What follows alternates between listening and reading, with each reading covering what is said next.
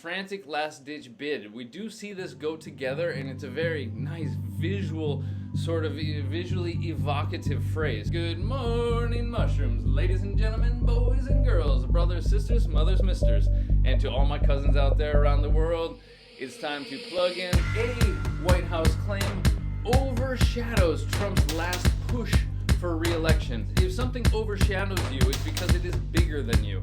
And bigger, as always, in our world, or at least our language, is more important. Let's learn more in the caption below. Stunning White House admission. Ooh, yes, they admitted that the U.S. cannot control this fast worsening pandemic. It is taking the focus off of Trump's frantic last-ditch bid to turn around his re-election race. There's a mouthful right there for you, ladies and gentlemen. Yes, it is fast worsening. Well, it is getting worse fast. Ta-da! Pretty logical there, but as you know, I love my adjectives with an EN, meaning to make something that adjective. However, I don't like fast worsening pandemic. It's taking the focus off of Trump's blah blah blah, and so often we'll see to put the focus on something. The opposite then would be to take the focus off of it. Frantic could be used to describe some of my broadcasts. It's you're doing something, you're running around, it involves a whole lot of motion in a very unorganized fashion, in a panicky sort of way to get something done, right? So sometimes I forget to look up a word, or I'm just lacking in explanation, so I try to compensate for that by running around and putting on a big show for you guys. And it's a frantic last-ditch bid to turn around his re-election race, because as you know, he is trailing Joe Biden. Biden is leading by a fairly significant majority in most of the polls, and so Trump is trying to turn it around so that way then he would be leading in the polls. Bid we have on the show quite often, and that means an attempt or a try. And this is his last-ditch bid. Frantic last-ditch bid. We do see this go together, and it's a very nice visual, sort of visually evocative phrase. The ditch is like a lateral, sideways long hole. Often you find them by the side of the road, or then another similar word for that would be a trench, like the trench warfare of World War I. And so it's more like a channel or a canal, but usually dry. As you know, as I said from World War I, if you are in a lower place, it makes it harder for the enemy to shoot you. So it's usually a more defensible position or defendable position. And actually, this phrase comes from, King William III in the late 17th century in England, in a speech that he made to the English people, who I believe were fighting against the French, and he said, we must all fight to the last man, down to the last ditch, to defend our country. So, meaning even if we're retreating into that last ditch, shooting arrows, etc. And so it's that last, because as you know, tick tock to election day, it's just around the corner. What are we looking at, like 2 weeks from now? Wow, quite a bit of language in the caption there, but let's move on. We have some more colorful phrases coming up right here. Bing, right here. Bing. Former staffer worries Pence isn't out of the woods yet. Now, what is this referring to? Well, his chief of staff and 5 other members of his, at least 5 of VP Pence's aides have tested positive for coronavirus. While he himself has not yet tested positive, he has been surrounded by people who have now tested positive, and so he is in a risky position. While he still has tested negative, he isn't out of the woods yet. You could probably deduce the meaning yourself, which means he's not out of trouble yet. This is an interesting phrase, though. It was first actually seen or recorded in written language in English, also in the 1700s. However, it goes back to Roman times, from when they were battling the Germanic tribes up in the forests up there. The woods were a dark and dangerous place. And you can learn more about this in the new Netflix series Barbarians, which has just came out and is apparently wildly popular and loosely based on historic events. To be out of the woods, to be out of danger. And now, another headline with very visual vocabulary here that's also sort of auditory. The clock is running out on Trump, and so you just can A, picture the clock, and B, also hear that tick-tock, tick-tock. The clock is running out. That means he's running out of time in this election, because as I said, it's about 2 weeks until the actual election day. And he may well be out of time because millions upon millions of Americans have already voted in early voting processes around the country and or by mail, much like myself. We'll see how this turns out. My prediction is the weather's going to get ugly out there. It's going to be strange. There's a storm brewing on the horizon, if you know what I'm saying. Bing. Some more drama with Turkey, because Erdogan apparently called Macron crazy, or at least challenged his mental faculties, and so France has recalled its ambassador to Turkey. Now, we have this verb to recall something. There are two very distinct and different meanings for this. One of which is, what was the name of that ambassador? I can't recall. And so then the one meaning means remember. However, France remembers its ambassador to Turkey? No, I don't think so, ladies and gentlemen. In this case, to recall, it means to call it back. It's like, yo, back over here. Come on now, come on. We're taking you home, buddy.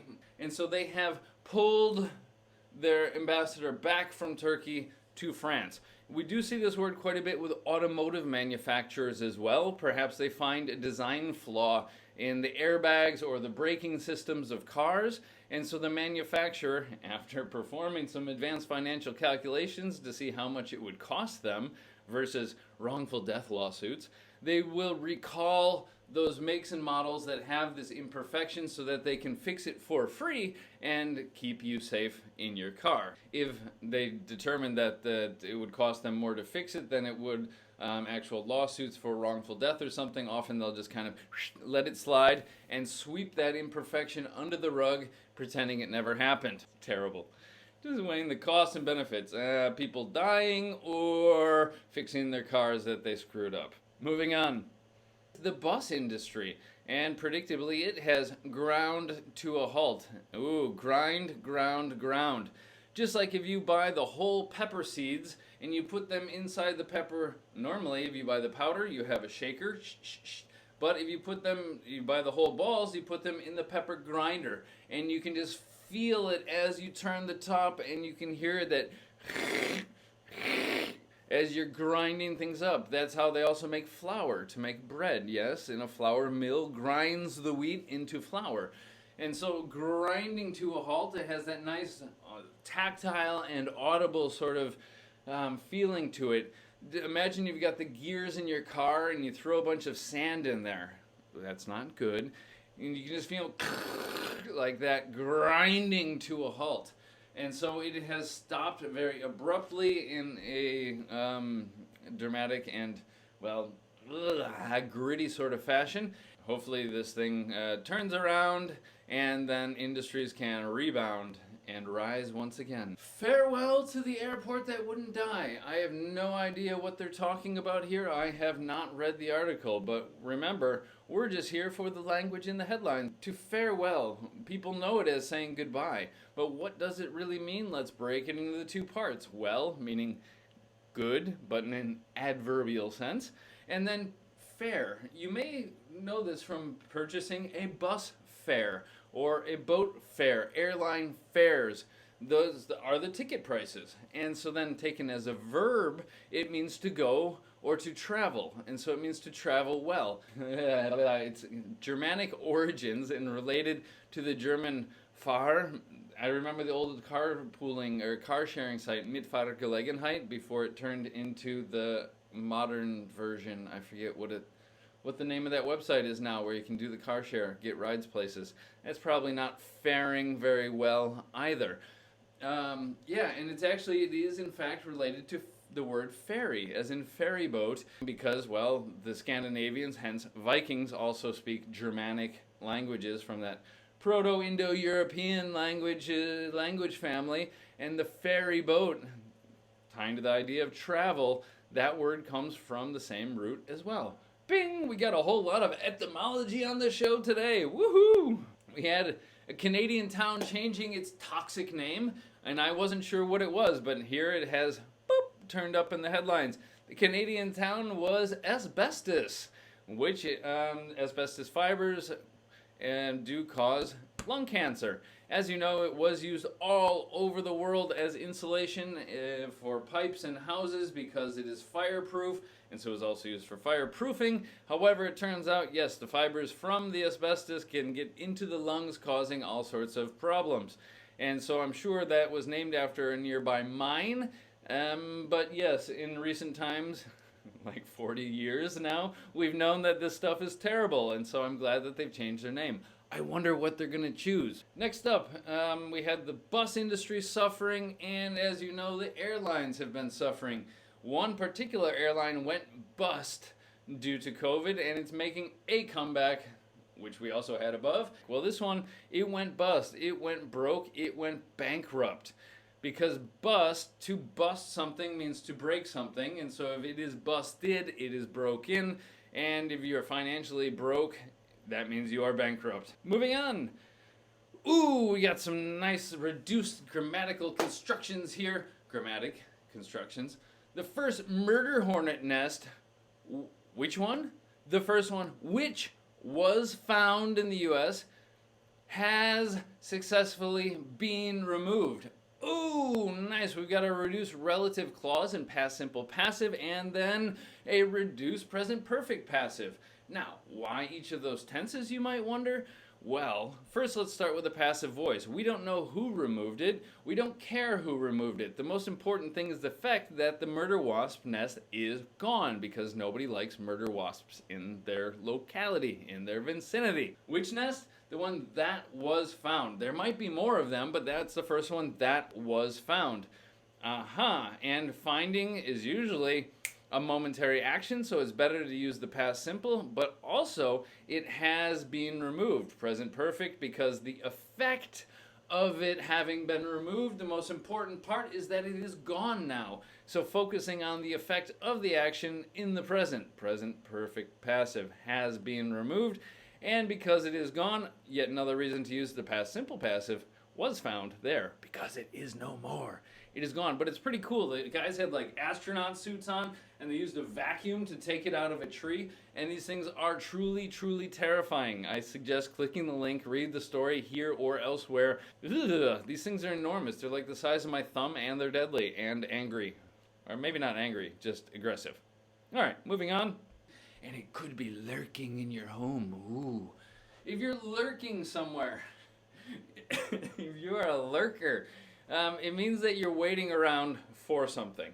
But you're doing it in a secretive sort of way, almost kind of like you're hiding, and you're probably waiting to do something bad. Like robbers, like the street muggers, they lurk in the shadows of the street, waiting for the innocent passerby so they can hit them on the head and steal their wallet. Lurking in the darkness. There's all sorts of dangers lurking out there, lurking in the forest because we're not out of the woods yet. The clock is ticking. Sorry, just trying to recycle vocabulary from back up above. And barriers, obstacles are the things that stop us from making progress and moving forward. So by breaking down those barriers and removing those walls, there's nothing to hold us back, and we can continue moving forward and upward. And I just accidentally kicked my dog. The puppy's in the house, wants to do the news with daddy. Hey buddy. All right, moving on. How Trump could undermine Fauci and remake the US government. Dare I say, Trump has been trying to undermine Fauci since day one. Fauci's saying it's a dangerous disease and you need to wash your hands and wear masks. And Trump has been saying, masks, schmasks, those are for the weak. Who needs masks? Come on. And so he's been undermining Fauci from the beginning. To undermine somebody is to, or something for that matter, is to make it less strong, aka weaker, and less effective, usually gradually over time. Because imagine Fauci in this case is a building, and you're digging a tunnel, dare I say a mine, under the building. It will eventually destabilize, if not cause collapse of that. Now, Fauci is not a building, however, he does invariably represent the institution of disease control and healthcare in the government. Moving on.